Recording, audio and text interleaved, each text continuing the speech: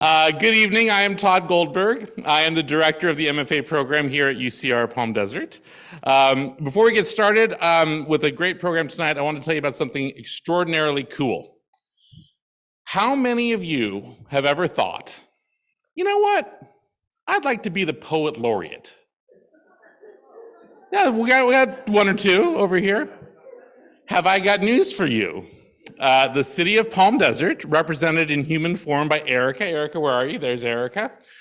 Has just announced that they are going to be doing a search for the first poet laureate of the city of Palm Desert. Now, the important thing is that there's going to be a gauntlet to get this job. I happen to be on the committee, so you're going to have to pass through these steely eyes. But there's information on our front table all about it. The call is going out right now. They're going to make this exciting appointment by the fall. Is that correct, Erica? So if you are a poet and know it, okay, good night, everybody.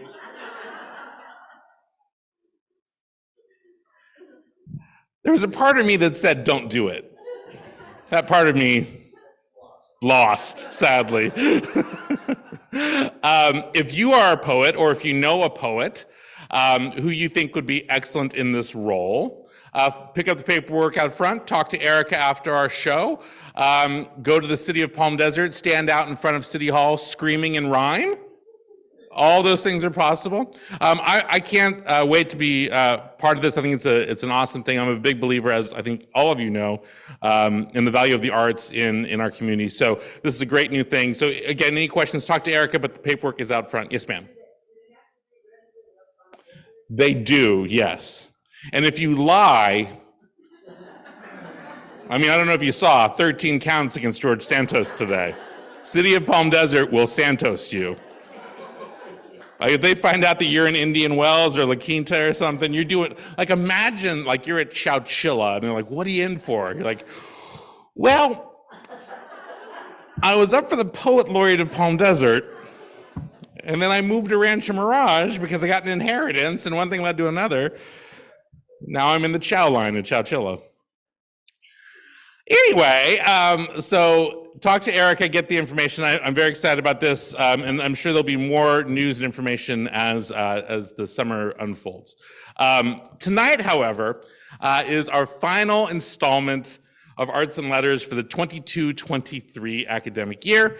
And so, as ever, I want to thank our sponsors at the Omni Rancho Las Palmas, and of course our partners. Who's a partner here? Anyone here a partner? There's some partners back there, some partners right there. Thank you, partners. Our partners' generous donations have made it possible for us to offer Arts and Letters for free for the last 14 years. So thank you all very much for that.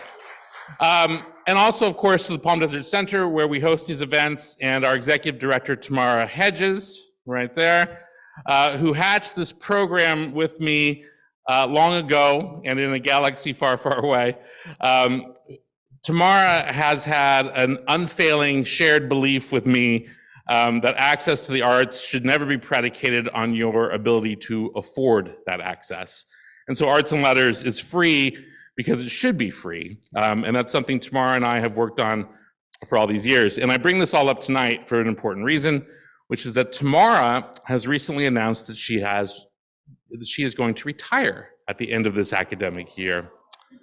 And so while we're all here tonight, I think standing and applauding Ms. Hedges for her hard work for these last 17 years at UCR.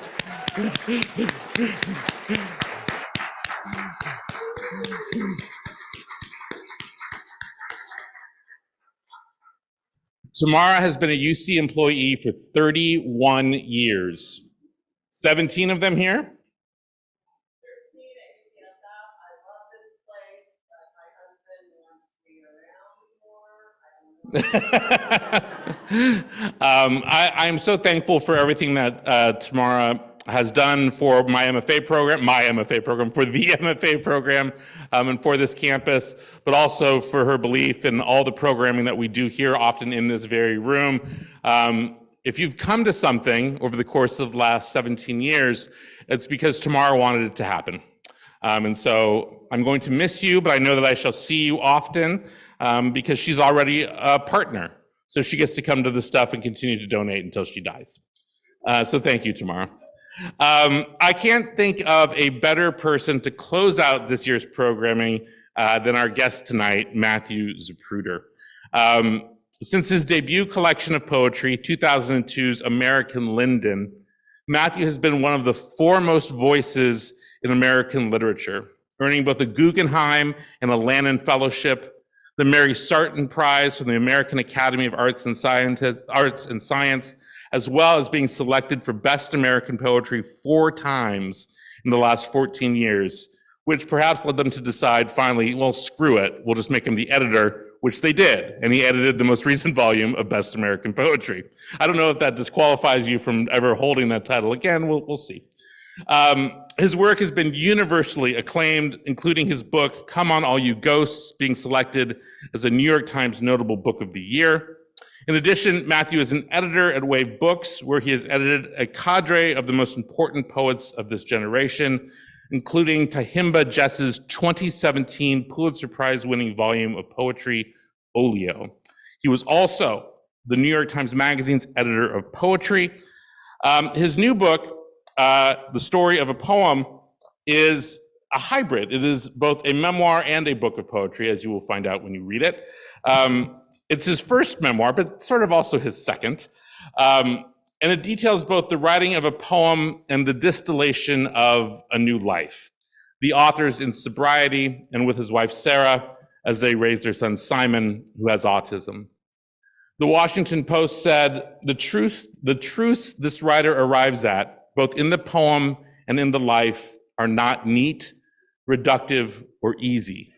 But the book is reassuring nonetheless. It's brilliant, yet plain spoken, rooted in experience, wholehearted and wise. What I can tell you is that Matthew is my favorite poet, living or dead, and that he has the capacity to make me laugh or cry, often all at once.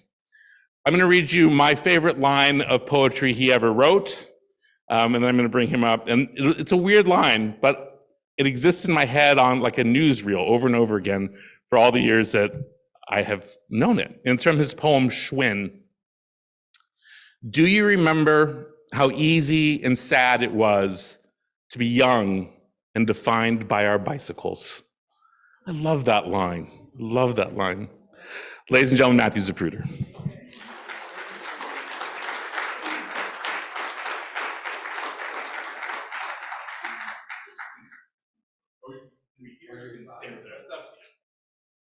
Hi, everyone. Thanks for coming out. I know May, most people fly away, like their wings grow and they fly away, and right? In May, is that what happens? Right? Not you. Not you. You stay. Anyway, thanks, Todd, for that introduction. Let's see. I don't know if I can raise it or not. I can hold it. Can I raise it? Let's see. I should know how to do that as a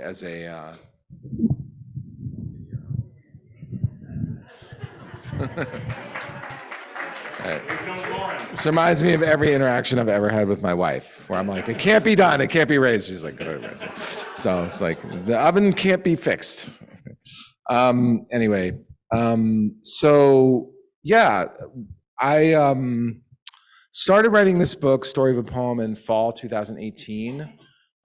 Which I live in Northern California in the Bay Area, and it was a particularly difficult time then because it was the first really terrible fire season we had. I mean, we have wildfires, you know, everybody does, but that was the first one where it went on for many weeks, and there were times when we couldn't go outside, and we were all wearing masks, and it was very upsetting. I was also feeling, you know, like a lot of us were very disturbed by a lot of the things that were going on in our country at that time.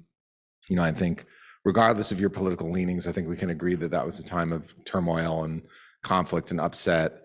And yeah, and as Todd mentioned, you know, we had at the time, my son was he was born, and yeah, he was 4 years old, and so he was We were trying to help him with the sorts of things that kids who are autistic have to work on, you know, speaking, being social, all those things. And it was a very challenging time. And it was something just, I was feeling a lot of personal pressure in a lot of different ways. And the only way I could think of to get out of it was to write through it. That's the only way I really know.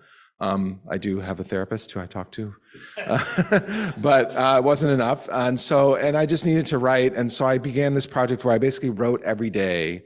I have a friend, someone I know in New York, and we decided we'd write each other every day, 500 words a day, just back and forth, and no like workshopping or evaluating what we were writing, just sending each other these daily kind of missives. So I was writing, and I didn't know what I was going to do. And all I knew was that I had this idea that maybe I would try to write a poem, one poem, from the very beginning to its ending, however long that took, and track what was going on, you know, sort of write about the writing of it, to sort of see if I could show my work, basically, as they say, you know. And I didn't know what would happen. I didn't know if I'd be able to finish the poem. I didn't know if that was a good idea or not. I didn't know what would happen. So I was sort of doing that, and I ended up writing a lot about my life, my parenting, all sorts of things. And so what came out of it eventually, and Todd and I probably will talk about this, but through a lot of editing, this book resulted. So it's a memoir. It's a book about writing. It's a book about parenting. It's a book about, you know, parenting a neurodivergent kid. It's a book about our culture, our climate, all sorts of things. And so I'm happy to share with you a bit of it, and then I'll sit down and talk with Todd. Does that sound good? Okay, great. So I'll read probably from the beginning. I'll read from the beginning of the book, because I think that'll just the best. And so you can see that they did a lovely job, the publisher. There's facsimiles in the book of the drafts as in each chapter, you know. So there's and I was using my mom's typewriter, which I write on often. It's a Royal Quiet Deluxe. It's her typewriter from when she was in high school. So and I write about that in the book too. But so anyway, so I'll just start. It's 5 a.m. and the busy street is quiet. Outside the window, the leaves of the trees are black. Wires slice through the darkness, making dark shapes. The sky gradually becomes visible. I can feel Sarah and Simon still asleep in the rooms behind me. For a moment, I can almost imagine I'm at the prow of a ship, sitting still as the world rotates into unhelpful light. A little tremor shakes the desk, and I feel a flash of panic, but it's not an earthquake, just a lone truck passing. Last night, as I was putting him to bed, I told him that something would happen in 2 sleeps. It's something I've heard other parents say, and I found it coming out of my mouth. I didn't know if he'd heard me, lost as he so often was in singing one of his favorite songs. Often he will seem not to hear, but then a few hours or days later will repeat what was said, or answer a question asked minutes or even hours ago. Sometimes months later, he will repeat something I said to him, laughing. It's as if he and I are in an endless conversation, the pace of which is slower than I could ever have imagined. All summer, I had been writing a new poem every morning and emailing it to Matt. He would send me a new poem back too. I told myself and believed that these were just practice for what would eventually be the real writing, a neat trick, impossible to deliberately replicate. I never had a plan or any idea where to begin. I would sometimes choose a phrase that seemed to glow with at least a little potential. This autumn morning, I remember Matt showed me once how you can start a poem by putting 1 or 2 lines in the middle of the page and then writing out from them, alternating a line before and then one after. He said this method came to him in a dream. It's always better to start with a phrase, however ordinary, than an idea, however grand. 2 sleeps, I type in the middle of the page. Then roll the platen up 1 line to type above it, something that could make sense as the line before, then back down to type something that could go after. In the redwoods, 2 sleeps, watch over. Watch over what? I don't know. It's just a beginning, But as Bob Haas says, you can't revise nothing, not until nothing becomes a few words. When you have no ideas or too many, it's best to find a few words that seem to have potential, for now inexplicable. The painter Degas once said to his friend Mallarmé, "I want to write poems, but I have too many ideas." Mallarmé replied, "Poems, my dear Degas, are not made of ideas, but of words." Poetry makes nothing happen, W.H. Auden wrote, which doesn't mean it does nothing. It makes nothing happen. It activates the silence. You begin, and now there's something to listen to. And I'll just read a bit more from a bit farther in. I was telling Todd this before, it's a little bit of a hard book to read from because some of it's very memoiristic and some of it's more about writing and some of it's about poetry, you know. And I'm an older brother, so I'm always feeling like I have to do exactly the right thing or like I'll get struck by lightning or something. I'm like, oh, I have to read a bit of every part, but of course I don't. So I'll just read this little bit here.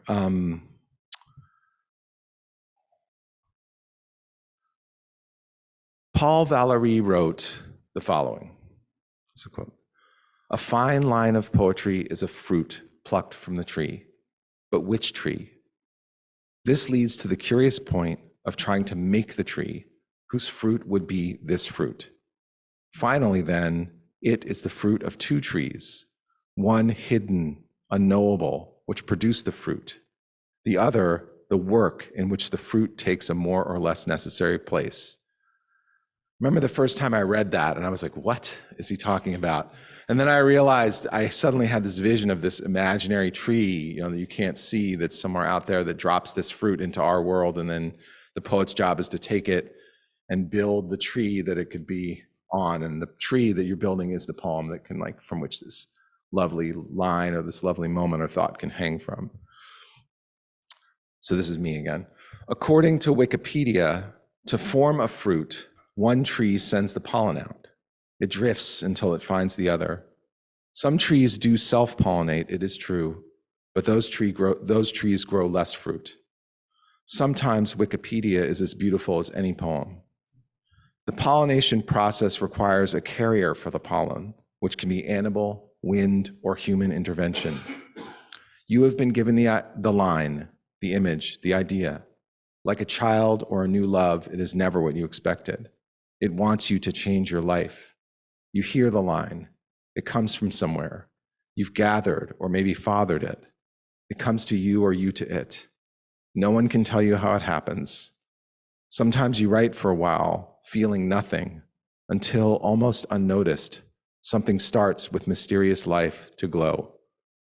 You feel yourself resist its strangeness. What does it mean? Is that what I meant to say? What do you do with it then? You cannot turn away. Make somewhere for it to live and belong.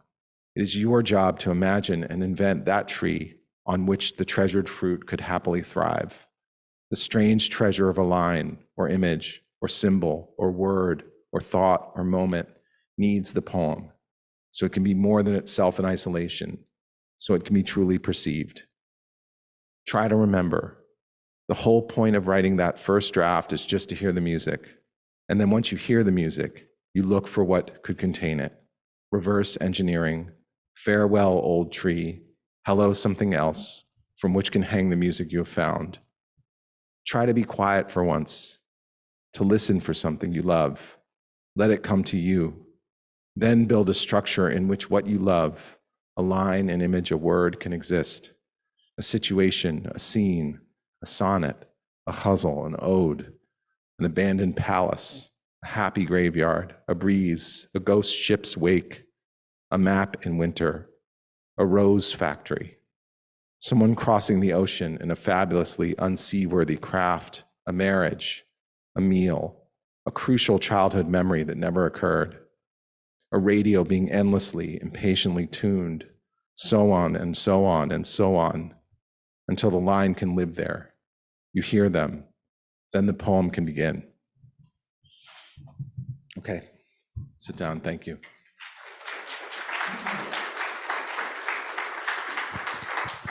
That was beautiful. I don't feel like we should do anything else. I don't want to ruin it.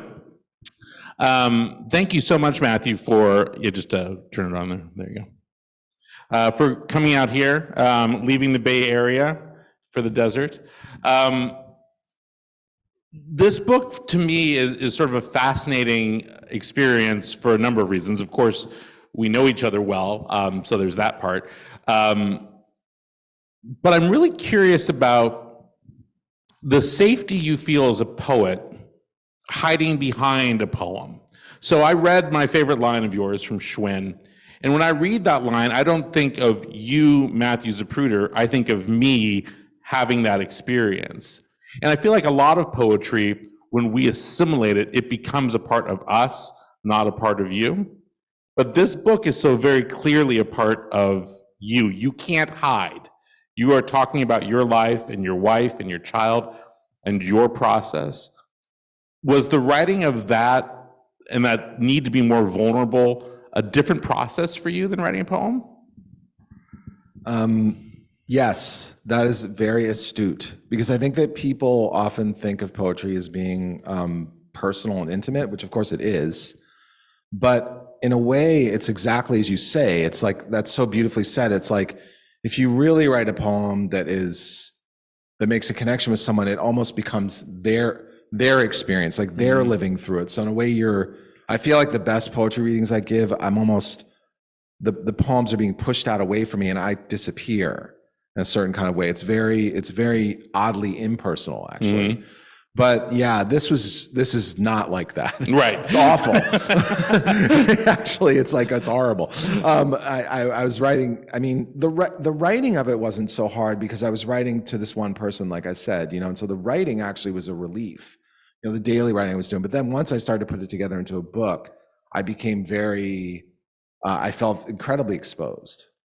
And there was parts of the book that I wouldn't necessarily read, because they're pretty intimate, and I think it's better to come across them in the context of the book. Sort of to read them to you all, we're just met, we don't know each other yet, would be a little like kind of much, So yeah, I mean, it's been a very different experience, and I think that's a very perceptive. I kind of want to ask you this. I mean, I had this weird experience. I've had it the two times I've written prose books, where actually the writing, the prose style feels like it's revealing more about my personality than a poem does, like the actual style of it. Yeah. And when I'm writing badly, it's the worst feeling in the world, because I feel like all my worst qualities are coming out, like mansplainy, like didactic, like boring, right. over-explainy, like I'm being right now. And so, I don't know, but do you know what I mean? Like with style, I feel that way.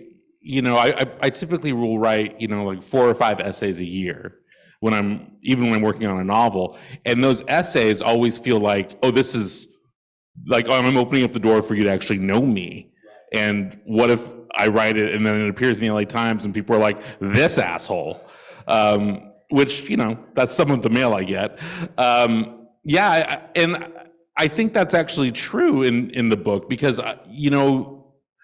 your poetry has always revealed, obviously, your sense of humor and your erudition and your desire to look into the past and to examine your parents' life and your own life and, and the culture. But this is such an intimate description of you reckoning with you. I think what your poetry has always shown me is your willingness to look at things that maybe we don't want to examine. So I think of, Come On All You Ghosts is really a book about your father. Well, most of your books are about your father, but not always are they about you. And this book is certainly about you. Well, it had to be about me because, I'm writing a lot about my family, particularly my wife and son, but it's actually not a book about my son. My son is his own person. He's a great kid. He's 8 years old now. He's an absolute adorable, wonderful child. But he has his own life to live. This is about me dealing with my own shit. This is about me dealing with the stuff I didn't understand. I didn't know about difference, about my own upbringing as a kind of like upper middle class, like hyper competitive kid in a certain environment, and like how reckoning with that and sort of having a kid who that was different, and he wasn't, I mean, it's just a different experience and all that kind of stuff. And so, yeah, it was, but also what I found too is that it's not just the content of the book. It's like the style of the prose also reveals things about people, and I think that's almost more true with prose. Yeah. Maybe just because there's more words. I don't know, but it's like, it's harder to control. And I feel that's why it's sort of hard to read from this book also, is that, it feels intimate, like I'm sharing, and I'm like opening up my brain case and being like, this is how I think, this is how I see the world. And, it feels like you could, if you didn't like it, or you thought I was, a fool or whatever, that would be kind of painful, right. I guess. Also, you did mention this too, that I had decided to quit drinking also. And at the same time I started writing this book. So that's a big part of it too, which is that there was a lot of like reckoning with certain behaviors and certain tendencies and certain things that were hard to deal with, that was also going on in that. So it was reckless. Well, but too, I think, one of the interesting things that you talk about early on in the book, as it relates to your son, Simon, is that you and your wife, Sarah, both hyper intellectuals on paper. In real life, not much. Well, not Matthew. We play a good game. Sarah is. But, both of you have enough degrees to fill this room, and both of you have, built your careers on your facility with language. And now here you have a son struggling to find words, and the irony in that, and the irony of attempting to sort of reckon with that. And then the notion of what your child was supposed to be. And you've written very eloquently about this in your poetry as well. I wonder, when you're writing that, knowing that at some point, Simon will read it, 40 years from now or something. Is that a consideration that you're thinking about, like of what you're revealing about your own self at the time of this reckoning? Absolutely. So I've listened to a lot of memoirists talk, and I've read a lot of interviews and people have very different attitudes about this idea of like who the material belongs to and who's responsible for what. And I am agnostic on this. I don't think there's like some kind of rule or ethical principle that's, people have to do what they have to do, right? In my case, I felt very strongly that my family was the most important thing, and I was not, the way I wrote the book, I just wrote it. I didn't think when I was writing it about what it was, I was doing, but then when I was putting it together, I knew that at some point I was going to show it to my wife, Sarah, and I was going to say, if there's anything in here that feels off or wrong, I'll take it out. And if the whole thing feels off or wrong, I won't do it. And I meant that. And so I did. There were a few things that she wanted me to kind of say a little differently, not to hide anything, because she felt like it was imprecise what I was talking about. There were certain things. Actually, it was funny. There's a part in the book where I talk about, so I met my wife, and then a year later we were in Paris, and I had this idea, crazy idea, that I was going to propose to her in Paris. I know, who would ever think to do that? But like, so I did, but we'd only known each other for a year. So I did the whole thing. I got the ring, blah, blah, blah. And I proposed, and she was like, my memory is that she said something like, I'm not sure. So that's what I wrote in the book. And then she read it and she was like, that's not what I said. She said, I don't know yet, which is pretty different, actually, thing to say. Right. And she was like, you got to fix that. So, but like, there are a few things like that I remembered in a certain way, or like certain ways I characterized something or person or something that was just off in my memory. And, my wife has an amazing memory, and so she fixed. But yeah, no, I felt very, and as far as Simon goes, I really wanted to make sure that the book was about me and my stuff. When I do talk about him, of course, I describe his situation, but I try almost like, describing it. I'm just describing what it's like or what his life is like, or what I think is going on, So I think it's okay, but yeah, I was worried about it for sure, afraid. And incidentally, Sarah saying, I don't know yet, is one of the greatest Sarah-isms in the history. Like, what do you do for the rest of the night? Like, do you know now? It was a little rough. Do you know now? Yeah, it was a little rough. did you like put something in your Palm I Pilot? can't even remember. It's in the book. I'm not Yeah. even sure that that's what she said. But she basically was like, Yeah, she's like, we just met like less than a year ago. Can we like hang out and like not, And you're like, well, I made a purchase. I was like, I have this. Can I like return this ring? So, yeah. Would you? Should we go to Euro Disney? She was right. She was right. It was better to wait a little while. We all married up. This is what you need to know about the artists in their 50s. I sure did. Is we all married up.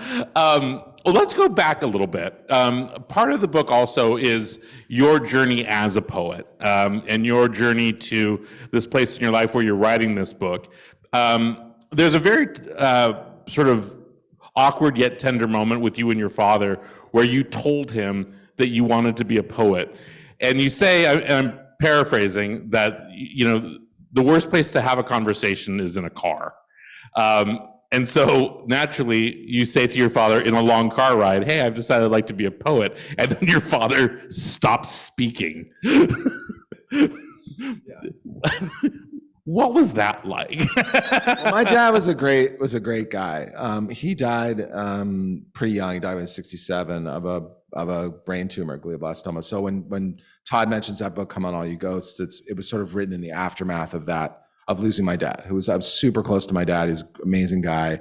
But he was like, he was the first person in his family to go to college. His father was born in Russia.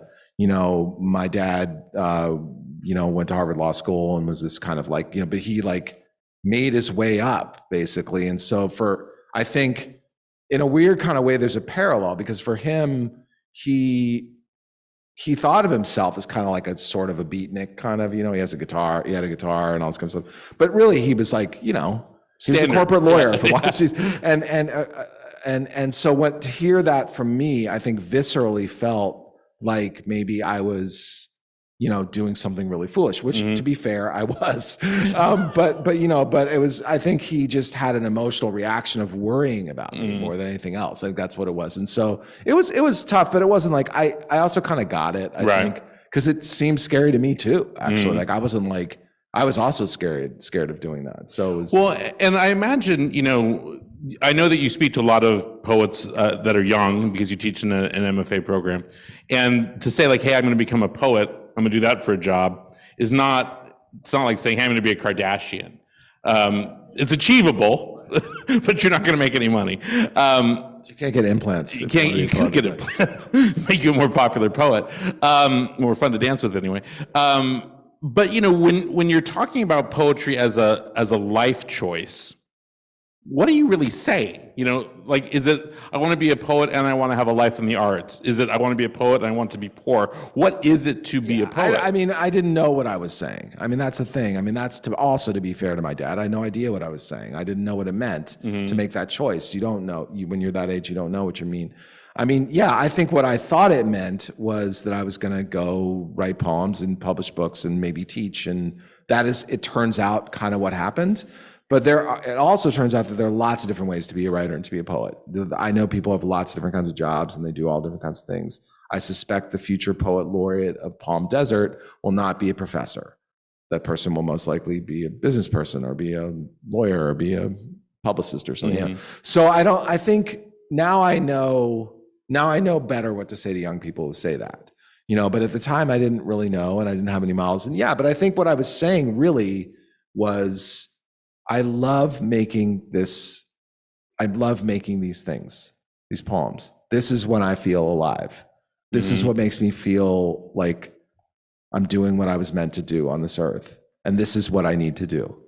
And I think it's not that often that you know these things. I didn't know if it was going to work. I didn't know if it was going to succeed. I didn't know anything. But I knew that I loved doing this. And so what else can you do at that point? You have to do that if you can. Not everybody can, but I could because I thought I had nothing to lose, which of course was wrong, by the way. But I thought that was true, at the time. So yeah. Well, and this is something you sort of addressed in your previous prose book, Why Poetry, about the role of poetry in culture today. We're in a really particularly weird time, right? I don't know if you remember, but there was this vast global pandemic and we all stayed home for 2 years. Blocked it out. But it seems like actually during that time that poetry found a bigger role in American culture, and poets did. You know, there was like Amanda Gorman or someone like that. You know, where all of a sudden this ability to distill culture in a bite-sized piece, to talk about feelings and talk about emotions and talk about this life in a way that is somehow easy for lots of people to digest, became more palatable, or not palatable, but something that people wanted, right? Do you feel that that's the sort of the continuing role for poetry? Maybe not for yourself, but for its existence as art in our culture today? I think you're right. I think what you just said is a pretty accurate description of things. And I think there are moments when poetry, achieves some kind of cultural, gets talked a lot about in the culture, and then it sort of goes back to its usual status of nobody giving a shit about it. But I also think that it's like this underground river.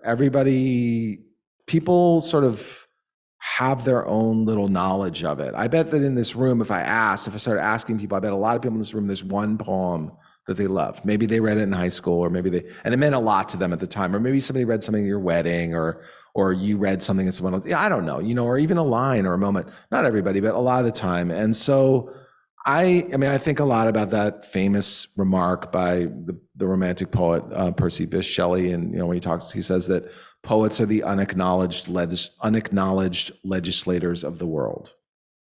And the word unacknowledged is important there. I mean, I think that it's okay. I don't mind being an unacknowledged legislator. Like, I don't mind doing my secret work. Yes, of course, I like to be in rooms like this and talk to people and talk to you. It's not that but I'm not desperate to be famous. I'm not desperate for everybody to read everything. I'm desperate to do the work that has authenticity. And if 5 people read it, great. If 50, 500, 500,000, whatever it is, that's not my problem. I can't do anything about that.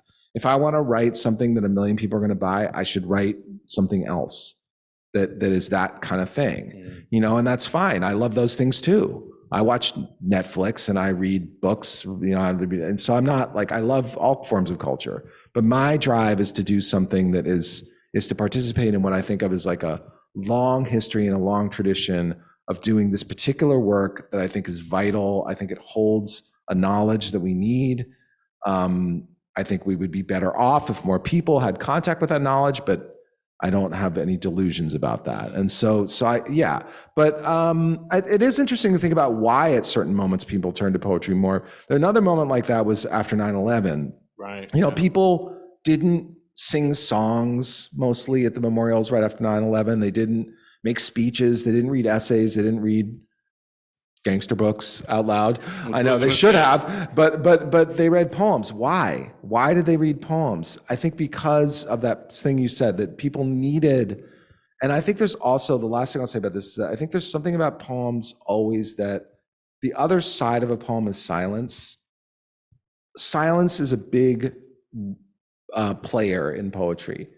And so when you hear someone read a poem, you can also hear a vast emptiness there too. And so I think that felt appropriate after 9/11, because we were grieving, deeply grieving into this vast space of fear and unknown and unknowingness or whatever. So to speak a poem that felt right, because it also acknowledged that huge other thing that can't be said.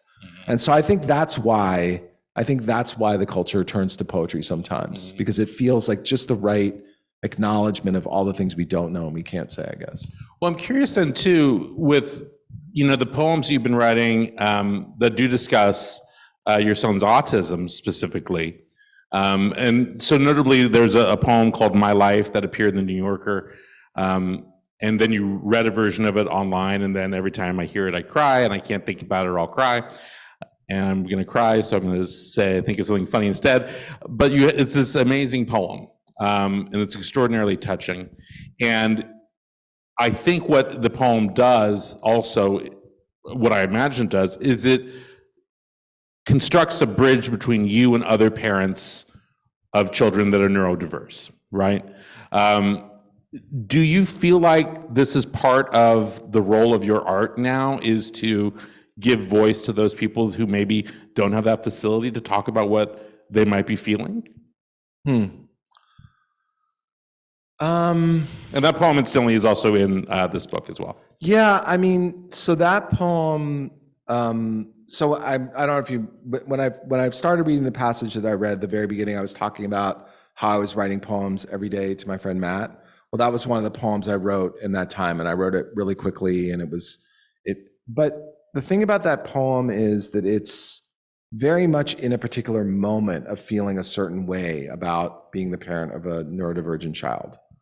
And but I think anybody who's had any hard thing in their lives, i.e. every single one of us, can relate to the fact that whether it's, cancer or someone being sick or the loss of something very, very, very dear, whatever it is, we can relate that we have these moments of like essentially despair that are very hard to speak out of. And so that moment, I think, is spoken out of that particular moment. And one of the things that I realized is that I needed to write this book of prose because I didn't want people thinking that that was the only way I thought about being the parent of Simon's dad. Okay. It's not. It was the way I felt at that one moment. But then if you'd asked me 5 minutes later, I might have felt very differently because he would have done something really cool and I would have had a great experience with him, or he would have made me laugh or something else, So, and that's how everything is with life. I mean, obviously when you're in deepest moments of grieving, that's one thing. But, so I felt like, I guess I feel like it was really important to articulate this moment. I agree with you, but I also felt in a way almost worried that people would think that I was like making this a negative thing to be the parent of a neurodivergent child. It's not. It just isn't. And it's like being the parent of any other child. You just have, you want to kill them most of the time. Sometimes you do, but I mean, all the things. Right. And so, yes, there's very big differences in the experience in a lot of ways, but in a lot of ways there aren't actually. And so I don't know. I felt in a way, I realized as I was writing this prose book, I was like, you asked me, do I feel giving a book? That's where I felt more of a responsibility in ways with this book, is that I was like, I need to say something that really portrays the range of things that are going on here. That's interesting. I just have one more question, and then I will turn it over to all of you so you can ask questions as well, because it is it's 6:45, and the Golden State Warriors begin playing at 7. And Matthew and I have a continuing text chain. We're going to need to get to the game by the second half, so we've got time. I'm just telling you where our priorities rest. Now that you've written 5 books of poetry, 2 books of prose. You revealed everything about yourself that could possibly be revealed over the course of 52 years. Are you still able to write with freedom? And what I mean by that is, you're going to be read. It used to be that we could just write and we'd feel like, oh, no one's ever gonna look at this shit. So can you still write with freedom? And how are you affected when you're writing so personally about criticism that's out there in the world, like, which is to say, don't go on fucking Goodreads. You don't go look at Goodreads. How are you affected by criticism? Well, yeah, I mean, I don't go on Goodreads. Thank God. I mean, I don't think that much about criticism in that kind of way, because I don't know why. It just doesn't really affect me that much. I mean, obviously, I'm probably jinxing myself to some horrible review in the New York Times or something. But like, I just don't. I don't take it that seriously. Like, I take individual commentary, or if we talk to afterwards, that means a lot more to me, than that. Like a human interaction, I guess. But as far as like writing with freedom, I mean, I write poetry, it's like, I just don't think that it's that hard for me to convince myself that not that many people are going to read this. And but that's a great freedom, that means, and also I write a lot. When I sit down to write, I assume that it's not going to work, basically. And I'm like, so when I'm writing, I'm like, I don't sit down and be like, think to myself, oh, this is every single line I write, this is going to be seen. Most of the time, I think most of what I write will never be seen. Because it isn't, because I work on it a lot and throw it away. I guess the only other thing I'll say is that, like, I've been writing poems that are, I mean, my new poems are less personal, I would say. I mean, they're still personal because they're me, but they're not, everything I write isn't about being the parent of a that Right. kid, or being, it's like I write a lot of stuff, and I like to play around, and I like to write about stuff that hopefully you will relate to if I write and in different kinds of ways. So I'm not. I feel kind of free of that worry, I guess, which is maybe just being a blithering idiot or something. But like it works for me. Yeah, it's not bad. Yeah, I'm not going to worry about it. Well, and the very cool thing for those of you that are aspiring writers in the room or writers already is, chapter by chapter, Matthew is showing you how he's writing a poem and then actually several poems. You see the seedlings of a bunch of individual poems, but then the one long poem that arcs the entire book, you get to see all the drafts of, which I would never have the courage to do, ever. It's funny. It's so funny. I must be a fool, because that's the one thing I never worried about. I just assume that people think, maybe this is wrong, but I assume that people know that artists make so many mistakes along the way. And I guess there's a difference between knowing that abstractly and seeing it, but there's some pretty clunky lines in here, and pretty big mistakes that I make. And I don't know, I just thought it was kind of interesting. I mean, maybe I just like reading stuff like that. I mean, I would basically read a process book about anything. Yeah. Like I'd love to read a book about how somebody, puts a car engine back together, or blows glass, or whatever, makes flags or something. Right. Like, I just love process. So I mean, to me, it was kind of seemed like it'd be more interesting, but I don't know. To me, it didn't worry me, I guess. Well, in a way, it's sort of like, I love to hear demos of my favorite songs, right? So you're showing the demos, or like watching a documentary, even about a band that I hate, like Rush. What's amazing about this, and then we really will turn over, is that this book, it happened to be that this book was being finished, or like it was being in production when the Beatles movie came out. I don't know, which probably many of you have seen, right? The Let It Be, the Get Back, whatever, the making of Let It Be, where you see them making these songs. I mean, if you have not seen this, you have to see this. It's like you watch them in real time, and they make a lot of mistakes, and they sound terrible a lot of the time, like really bad. They sound like a very bad bar band, like half the time. And I'm like, wow, that's you guys sound terrible. Like, and then it doesn't matter though, because then you hear Paul being like, dude, and so then you're like, that's fucking Let It Be that you just wrote. Like, you literally just wrote that over in the corner on the piano. So to me, I'm not trying to compare myself to the Beatles, but I mean, it was the same impulse, I think, of like, let's show how it goes, and see. It's interesting. There's a great moment in that where Paul is just strumming a guitar, and he finds the riff of Get Back. Yeah, he's playing bass, actually. He's playing bass, like, yeah. And I'm like, is someone... And nobody even really notices it either. Have you seen this movie? It's so good. It's so good. It's on Disney Plus. You have to see it. And I'm like, someone should stop and let him know that he just found Get Back. It's crazy. You know that song, right? Get Back. So he writes he's just fucking around on the bass, and suddenly it's like doom, doom, doom, doom, doom, doom, doom, doom, doom, doom, doom, doom, and you're like, that's Get Back. That's Get Back. And nobody reacts in the room. That's the best part. And I'm just like, I know. I gasped, audibly gasped. Someone tell Ringo to call someone. I know. He just found Get Back. They figured it out. There's also a great moment where he's noodling around on the piano and talking about how they're not going to do a concert in Beirut or something, and he just finds Long and Winding Road. Exactly. And you're just like, could someone let Paul know that that's Long and Winding Road? He remembered it.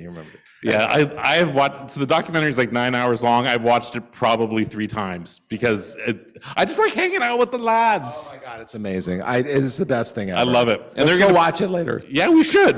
And they're going to release like an 18-hour version. I've listened to so many podcasts about that thing too. And they also, and we will get back to talking about Matthew, but they eat a fuck ton of toast. They do eat a lot of toast. And drink a lot of tea. Smoke a lot of cigarettes. Content warning. And treat George Harrison like he's a second-class citizen.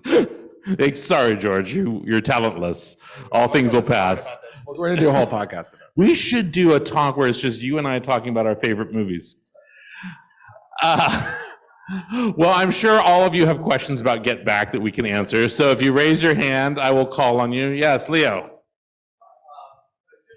carry on from your last comment here. How do you know, maybe both of you, how do you know when you're done? It's a great question. How do you know when you're done? I once went to a lecture and I heard this very flamboyantly gay poet Aha Shahid Ali, who was my teacher, and he was asked this question, and it was in a kind of stuffy library in the basement of Yale, and there was a bunch of professors there, and so someone asked this question to him, and he said, "I know the poem is done when both it and I have had an orgasm." And that was it. That was all he said. And these people's faces all went by. Anyway, so that's not my answer. That's his. I don't know, except that I do. I think that there's almost like a click that I feel and a kind of exhilaration that I've reached the end of something. I can't say that I am 100%, that I could 100% trust that feeling.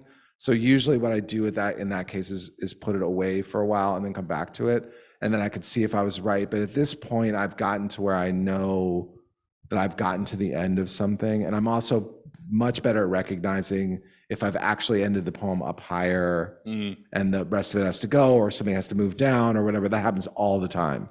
Sometimes you get to the end earlier and then you just keep going, and you just because you did. And then you're like, but the end is actually up there. And so stuff like that. That's if you do this for a long time, that's what you get better at figuring out. Yeah. It's funny that you should ask that question, Leo, because it's something that I think about all the time. And I don't know if this relates to poetry, but it's something that the crime writer Donald Westlake told me once when I asked that same question. And he said that he knew he was done when the reader could write the next page.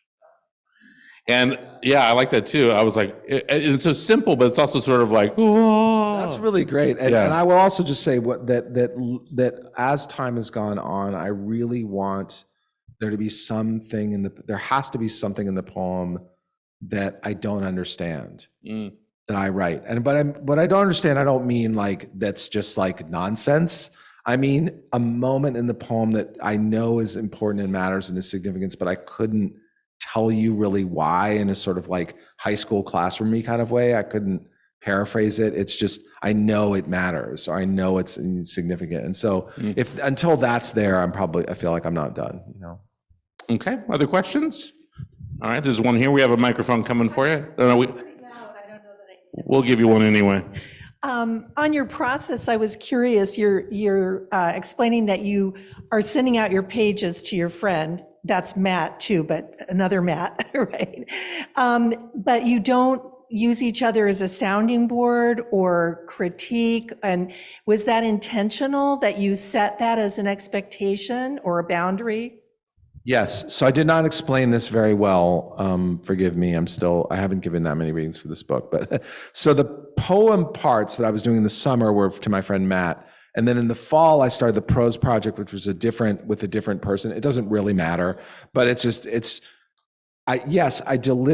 we deliberately said we will not critique at all because it's brand new writing. It's just, I would write it at 5 a.m. and send it right away or whatever. So it wasn't for critique. It was to be writing. Accountable. Yeah. And I think and we actually had a rule, which is that we were only allowed to say, thank you. Sometimes the rule got broken, but basically we would try to say, just thank you.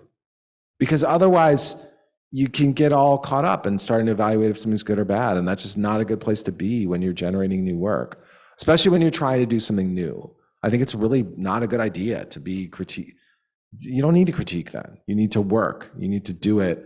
And that's the thing that sometimes frustrates me about teaching is that a poet will write something and they'll write one good poem and I'm like, great, now go do that 500 more times. That's the only way you're going to learn.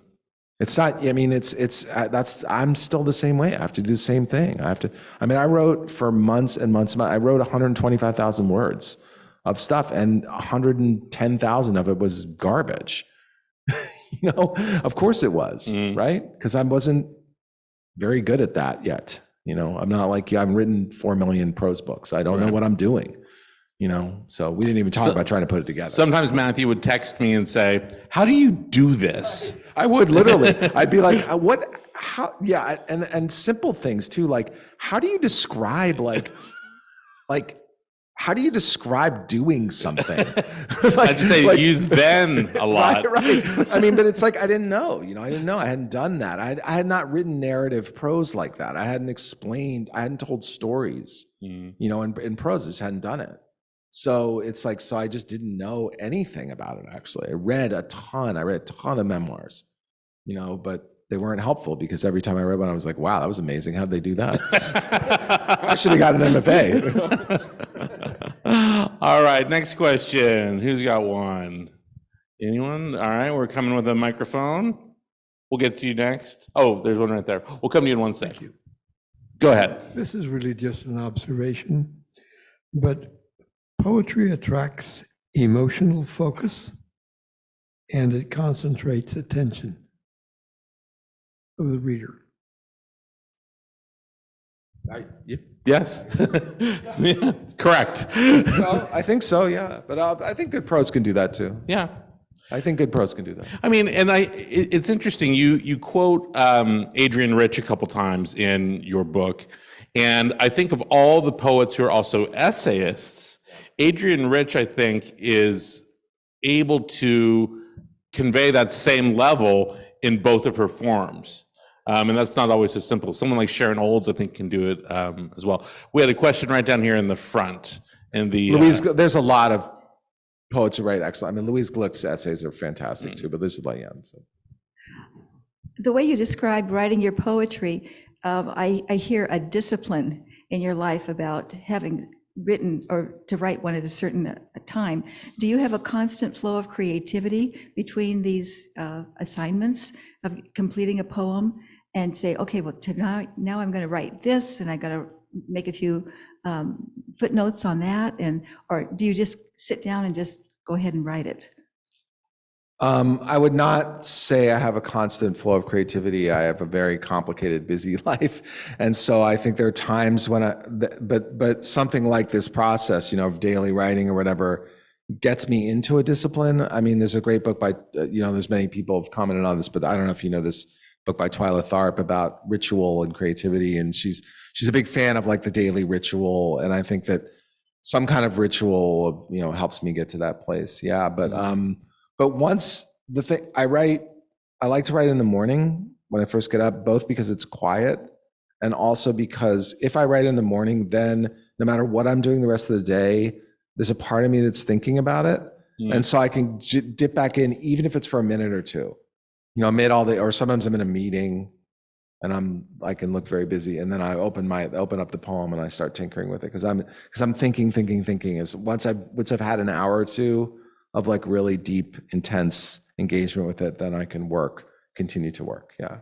There's a great moment in the book where Matthew is in a meeting at his university with an administrator, and he's thinking about writing poems, and he's just agreeing to everything that's being asked of him. So I can get out of there. So I can get out of there. I mean, I can't tell you how many times like I've been in a meeting, and in my head I'm writing a book, and I'm just like, yep, of course, 100%. I will totally get to that. Yeah, I'm on that, and then I get in my car. Definitely do that. And I'm like, I have no idea what I don't agreed to. understand half the things that they say. Right. I was a late of life academic. I got my first full-time academic position when I was 40, and I before that I worked for Todd, who, was not that kind of boss. Like it didn't make, but I didn't even understand the language of academic. Like I didn't know what a provost was. Like I didn't know what assessment was. Right. I didn't know what these committees were. I didn't know what there's something called service. I didn't know what that was. Like I didn't know anything. So yeah, I did a lot of agreeing at the beginning of this. All right, other questions? Oh, we got one right here. We'll go right here, and then we'll go back to this person.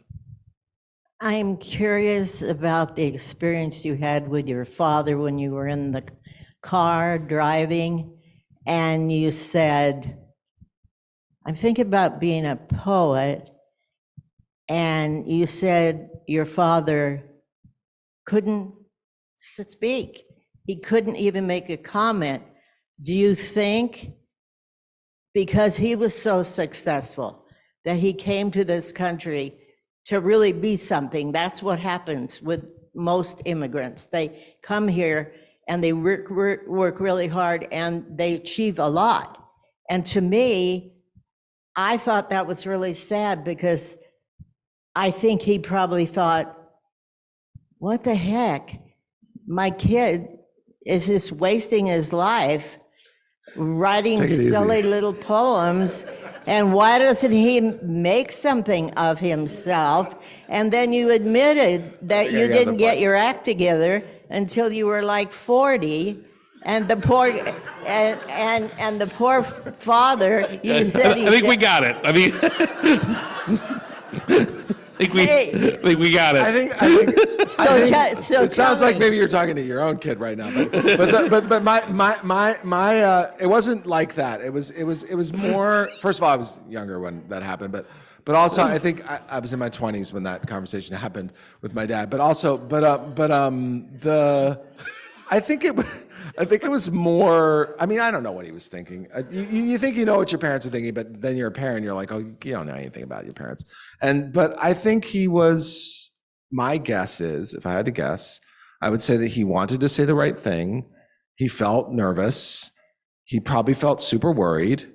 He probably felt like he didn't know what I was saying, basically, because he didn't really have, he didn't actually even know, like you said, like what I was even suggesting I was going to do. And so, and I think it was just one of those moments. I know as a parent where you're like, you almost like freeze in a way, because you're like, this is a big moment. Oh my God, we're going to talk about this the next 10 years in therapy or not? Right. Like, so I want to say the right thing. And like, so, and he loved me and he worried about me. And, he was kind of an anxious guy. He was not actually an immigrant, just to be clear. My grandfather was. My father was born in the States. But he was the first person to go to college in his family. Said so. Point taken. But yeah. So no, I think it was it's a complicated moment. I'll never really know what he was thinking, I guess. But also, I think, yeah. Okay, so did he ever get to see? Did he ever get to see or feel? Yes, he did. Or make a comment that I'm Yes, proud of. he did not die disappointed. Don't worry. He like Did he ever say I'm proud of you? Yes, of course. Okay. Yes, yes, he did. For kids, Yes, he I did. He think did. I raised 3 kids.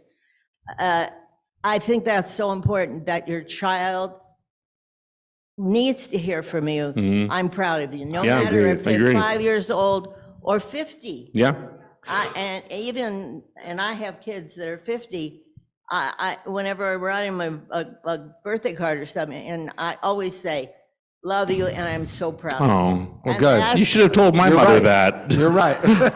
But also, You're right. That's- Matthew, I think an interesting thing is, culturally speaking, like both of our grandparents came from the same part of Ukraine together, and they were in trades, and that first generation of American Jews. Yeah, so my grandfather was in the steel business, and my other grandfather was in the furniture business, and then all of their children went into the arts.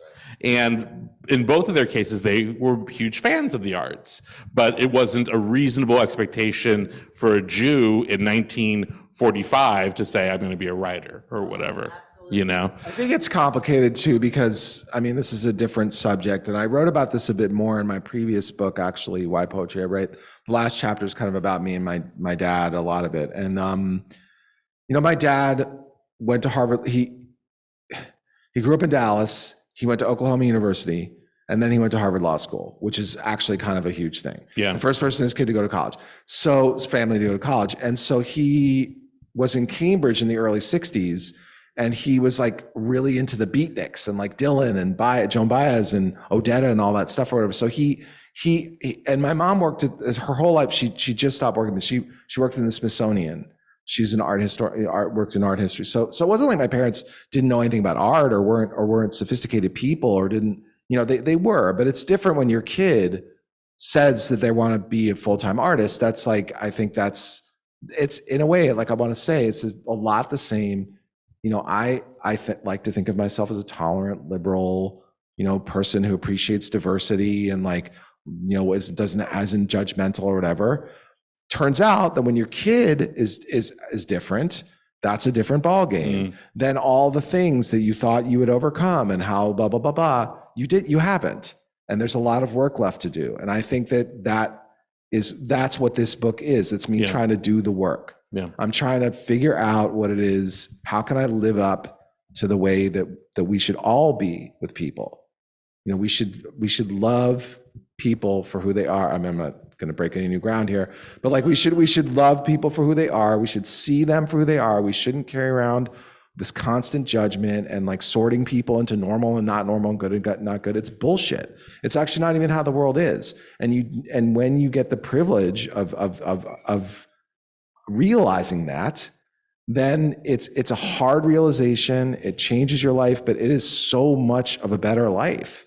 You see people, you stop and you see yourself, and this is what this book is trying. It's trying to in real time enact the understand and make that happen for myself. That's like I said before, only by writing it could I make it happen for myself. I wanted to be a certain way, but only by writing through it could I make it happen. And so that's what I'm trying to do in the book. And it's a process. It's a process, and I'm still in the process. I'm still in the process, like we all are, but I don't want to live in a world where people are constantly being cruel to each other because they're different. I'm sorry, I don't. And I feel like the world is full of that stuff. And what I said, I get to talk to university audiences a lot and college kids. And I always say to them, like, you can decide. You can walk out the room right now and be a person who is really kind. You can do that right now. You can, to everyone, trans kids, people with disabilities, people who look perfectly normal, but probably are carrying around all kinds of suffering and sorrow in themselves. You can be cool to everyone. You can be nice to everyone. It won't cost you anything. It's going to make things better for you and for everybody. You can do that right now. You all are in a different stage in your lives, so I'm not going to lecture you about how to be, but I'm just trying to tell you like what I'm trying to work on in myself. And that's what this book is, so. Well, I think that is a good place to stop for the evening. But you can talk to Matthew Moore when he's not Matthew Moore. You can talk to Matthew additionally when he's sitting right out front signing books. Ladies and gentlemen, Matthew Zapruder. Thank you for coming, everybody. His new Thank book, you. The Story of a Poem, available right out front. Thank you, Matthew, so much. Thank you all for coming to Arts and Letters this season. Thank you, Tamara. Thank you, Poet Laureate of Palm Desert, who's not yet been identified. Good night, everybody.